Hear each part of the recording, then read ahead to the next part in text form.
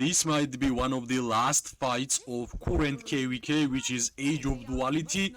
And as always, since there is a fight, I will try my best to get some merits and of course showcase some Archer main gameplay, right? We are using, of course, same team as I have been using in this KVK. And of course, I will introduce you with my hero pairs, right? Ruby is finally max level, which means we have to use her. Ruby and Freygar. I'm using Ruby with Freygar because Alan is strongest Lord hero and it's not that easy to actually acquire him, right? Using Falgrim, which is 5235, not awakened. Using awakened Nico with Iron Tusk and not 3-star Barbed Manticore. Next one is one of the most important hero pairs for the Archer gameplay, which is Magrat and Zaida. My number one advice for all the future Archer players, try to acquire this hero pair, they're gonna give you a lot of merits. Next one, which is Indecent Ara, and we have Indecent Ara for purely supportive reasons, because I like the 50% attack increase, plus defense reduction, plus some healing. I always like healing in Call of Dragons, especially in open field PvP, right? And the last one, which is Kinara and Musyang, both of them are awakened. Kinara has 3-star Snow Peak Rock, and of course, using these 5 marches with Indecent Ara, I have been getting quite a good amount of merits. Already we got 12.8 million, like soon 20 million merits is a good way of fighting in Call of Dragons, right? So as always, like in any video which I have done in Age of Duality season, we're gonna speak regarding new heroes, right? So what's my thoughts about Ruby and Kylan, right? And I have get too much questions regarding them. Is they better than Magrat and Zaida? Should we invest in Ruby and Kylan? My advice would be yes, you should invest in Ruby and Kylan. Even if Ruby and Kylan won't gonna be better than Magrat and Zaida, trust me, they are better than Kinaran, Nico, Sindrion, Freygar, Falgrim, Sibyl, right? So why it's not enough, right? It should be really enough if we have like all the Archer heroes, and Ruby and Kylan is better than almost every single one of them, and maybe not better than the Magrat and Zaida, right? Why they might not be better than Magrat and Zaida? Answer is really simple. In my opinion, Magrat and Zaida is G10 hero pair.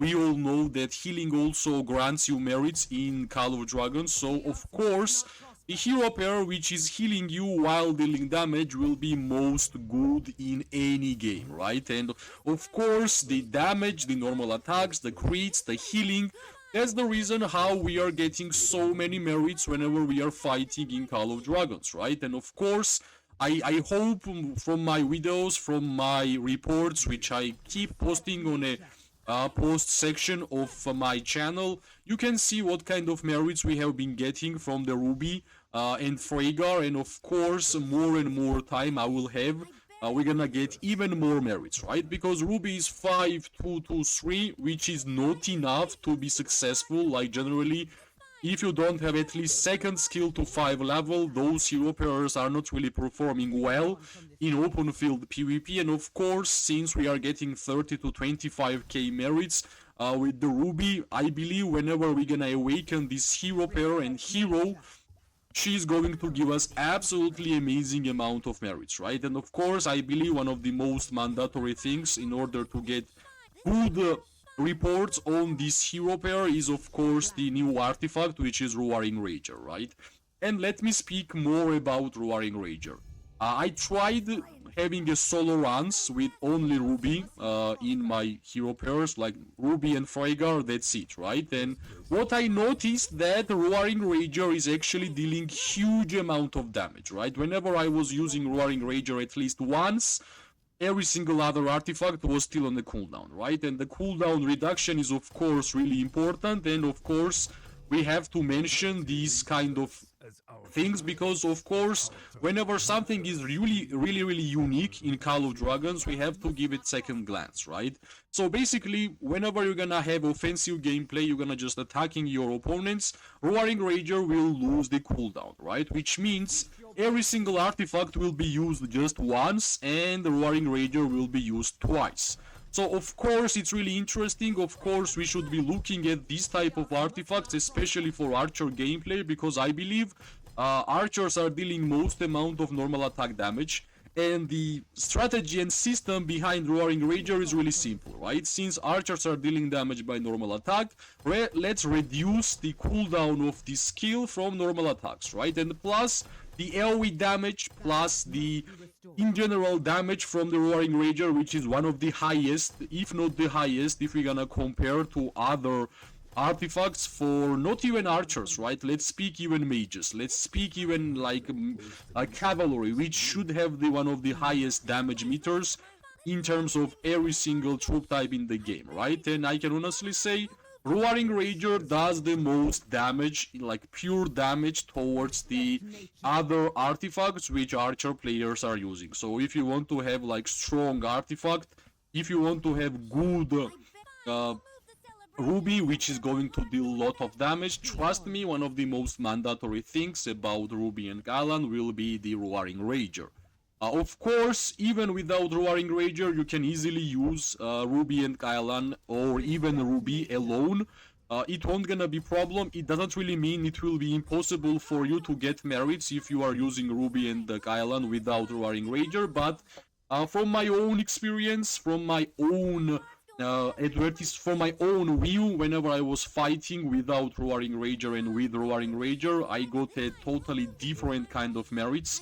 Our whole gameplay was basically different, and that allows me to say that you kinda have to get that artifact, right? It will give you a lot of merits, it will give you a lot of ability to get merits, and of course, even AoE damage which you are dealing from this artifact will be impressive. So yeah, we spoke about Ruby, we spoke about Roaring Rager, and of course now it's time for us to speak about new artifact, new warped, I'm sorry. And the first question which I have been getting as always, is new warped good? And my honest opinion, of course, I have not tried it because I don't have the new warped. I want to finish up my Barbed Manticore and then I will decide to switch my attention towards the new warped. That's how I'm generally playing Call of Dragons. Unless I'm gonna finish my Barbed Manticore, I won't gonna turn my attention towards the new warped, right? So the warped which came out with Ruby and Kylan, what kind of unique abilities this warped has? Of course, extra normal attack damage, some control type of gameplay, march speed decrease. I generally really like the systems which are creating for one particular hero pair, right? For example, Ruby and Kylan's whole strategy is to give extra normal attack damage, which is connected to the new warped, which is connected to the new artifact. So that's why I believe if you want to fully understand how this hero pair's playstyle is played, you kinda have to have all the necessary tools in order to fully grasp the strengths of this hero pair, right? So what's the necessity things, which is Roaring Rager, the new warped Wind Whistle, and of course you kinda have to awaken the hero pairs which are important, right? And awakening Ruby is one of the most mandatory things, because from awakening Ruby you're gonna get even more extra normal attack damage, which is really important, right? Because whole playstyle is built on Ruby's normal attack damage and how much normal attack extra damage this hero is going to deal, right? And from my own calculations, I might be wrong, I might be right, but you're gonna deal at least 5 to 6 more normal attack damage to your opponents, which is of course great, right? Who will say no to that kind of playstyle? If you're gonna play safe, if you're gonna know that your Ruby and Kylan will do too much damage, just play safe. That's why defensive bonuses, HP bonuses on mana stones will be great for the Ruby and Kylan. So yeah, why I'm using Freygar instead of Kylan, because I don't have Kylan, and of course Freygar also deals damage by extra normal attack damage, which is one of the most important things for the Ruby gameplay, right? So yeah, right now it will be amazing if we will manage to survive this small push from the infantry players, and I think we managed to do it. Unfortunately, Ruby is too low in terms of HP, and of course, if we somehow will manage to use Artifact at least once more, I believe it will be amazing, right? And generally, whenever you are playing with Ruby, you like to have many different targets because you're gonna attack those targets really easily, right? Because Ruby deals damage to multiple targets at the same time. For example, Falgrim deals damage to 2 targets, but Ruby will do even more. So yeah, that's basically regarding G5 heroes, G5 war pets, and G5 artifact, which is of course connected to the new archers, right?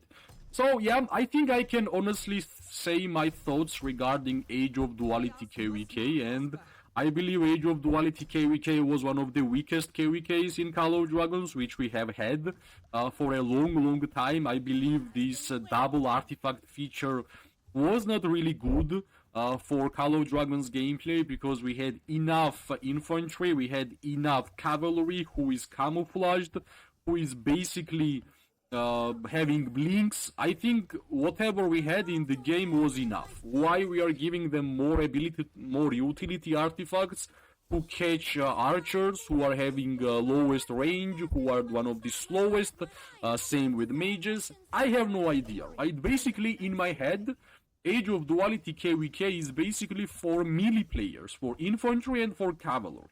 That's the reason why there was such a big feedback from the players that we don't like this KVK, because most of the population of Call of Dragons are mages and archers, right? So I have no idea why they decided to give the popularity to lowest population of this game, which means infantry and cavalry.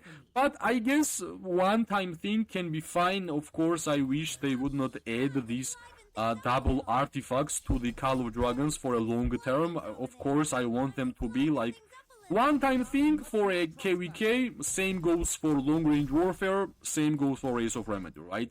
We don't want so many blinks and so many things which are helping the cavalry and the infantry to catch ranged players, right? I believe the whatever they have in terms of their artifacts are enough.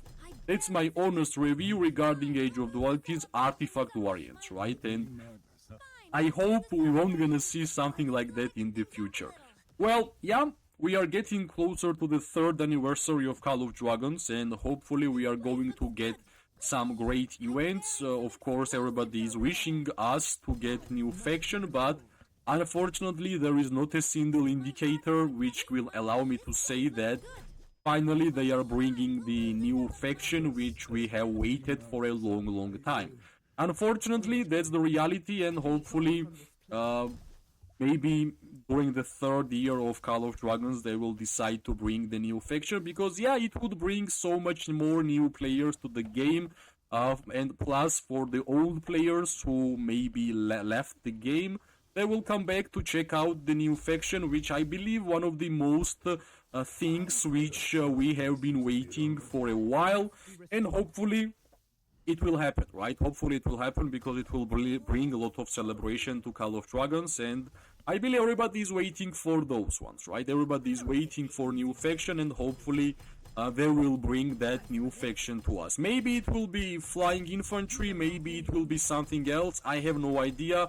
At this point, I just want to get new faction, and that's it, right? That's it. Too much speculations have been happening in the 2nd year of Call of Dragons when they told us that we would get the new faction, but so far it's not really happening. But yeah, let's see. At least let's see what kind of cavalry hero pairs they are going to give us, because during the anniversary events, that's the time when cavalry players are coming out, right? And yeah, we know that after archers, we are waiting for cavs, then we are waiting for infantry, and then we are waiting for mages.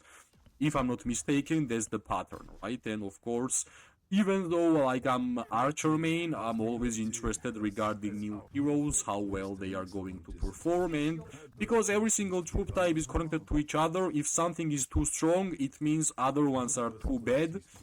So yeah, that's the idea I have about this game, and of course I will try my best to awaken Ruby as fast as possible.